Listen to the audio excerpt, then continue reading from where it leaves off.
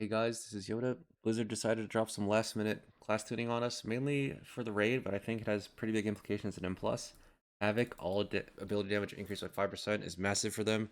I would say the main thing holding back Havoc before was their overall DPS, and so, getting that buffed is really good. Havoc has really good funnel damage, is pretty tanky compared to a lot of specs, especially in the self-sustain aspect. And it has a really good raid buff with Chaos Brand, applies to almost every spec in the game.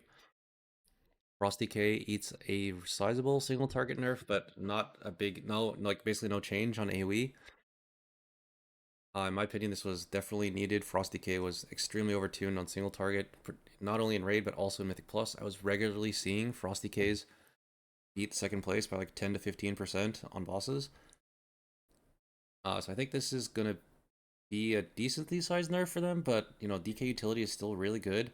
And I think Frost is still going to be doing top single target in a lot of comps that it's in. So I don't see this worth moving it down a tier. Feral buff is kind of small, to be honest. Like 2-ish% with more damage on single target and priority target damage. I do think it's maybe worth... I maybe underestimated before, so I'm going to move it up one tier to A+. BM Hunter, this is last season's tier set, doesn't matter. Frost Mage, he's a 3% nerf. I am going to move it down one tier. The only reason to even consider playing Frost Mage before was the damage that it did, and if that gets reduced, then, suddenly all of Frost's weaknesses are way more noticeable with the random roots and uncontrollable slows that it does, making moving mobs very difficult and AoE stops randomly getting juked. For Mistweaver, this is not a change in M+, it's a change for the raid, so we don't care. Enhance gets a very small single target buff. Don't think it's enough to move it up a tier or anything. But it will be, decent in raid now, I suppose, maybe, question mark, not sure. This, combined with last week, I think it's like 6 to 7, maybe, percent. Maybe not by last week, I mean earlier in the week, the last buff it got. But I don't think it's worth moving up one tier, maybe. Warlock eats a pretty sizable damage nerf to Demonology and Destruction. Unlike Frosty K, I think this is actually enough to move Warlock down a tier. The main reason is that when you bring a Warlock to the key, the main reason is, like, the main thing they're contributing is their damage. They don't have a raid buff. They have, like, pretty cool, useful utility, but it's not, like, completely game-changing like a DK's would be. For instance, DK, you just grip every archer and tank doesn't have to worry about gripping at all. And you could immune certain bosses, like second boss Ecodome, first boss Tazavest Streets, and second boss on Priory. Certain mechanics just become non-mechanics with a DK in the group. That's not true for Warlock. So I think that is enough to move Warlocks down one more tier. So this is where I'm at with the tier list. I did decide to bump Ellie Shaman up one tier. It didn't really get any changes, but after seeing how it performs on the PTR with people who actually know how to play the spec, I think it definitely deserves a spot in the S tier. Does massive AoE damage and also has really good single target thanks to the buffs, 1 or 2 weeks ago that it got. The main problem with Ellie Shaman, as always, is that in high keys, it has struggles surviving since it has, basically it's a shaman, so it's not very, it's a DPS shaman, so it's not very tanky. So it has trouble playing if there's no prop paladin in the group. We did move Havoc to A+, fairly bumped up to A+, I think I underestimated it before.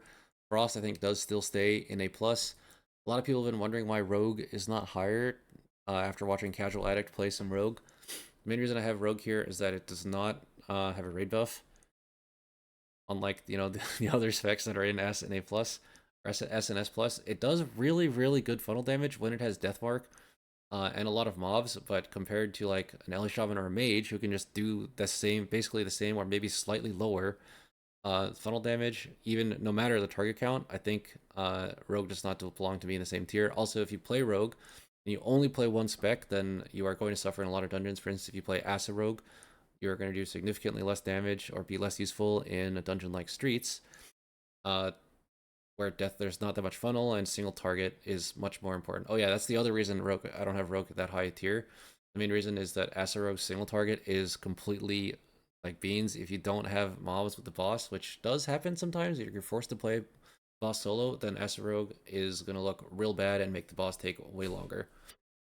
That said, it does do really good AoE and really good funnel damage. You can expect Asa Rogue to do top overall in most of the keys that it's in. but I do have it in A plus for those reasons. All right, the rest of the specs in A plus are mostly. I should probably separate the casters and the melee. Some casters and some of the melee that got buffed and DK. A tier, no real. There's two new additions. I moved Frost Mage down to A tier for the reasons we mentioned before, and I moved Fury Warrior up. I think Fury Warrior was performing better than I gave it credit for.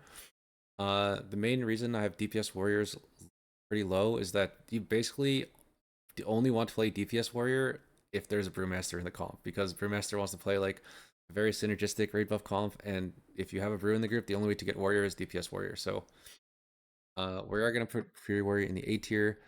Both Warlocks that got nerfed, I've been demoted to the B tier. I think they actually still do okay damage in keys. The main reason I don't have them in a higher tier, as I mentioned before, is that they just don't have a raid buff. For some reason, Blizzard has implemented these things in the game where some specs increase everyone's damage by 3%, and some specs simply do not. And, Warlock is one of the ones that do not. And for the rest, not much has changed since the last update. Enhance, maybe you could move to A+, maybe not. But I do think Ellie is definitely going to be better than Enhance for this season of M+, at least until things change. Alright, that is it for the tier list update. Thanks for watching. Peace out.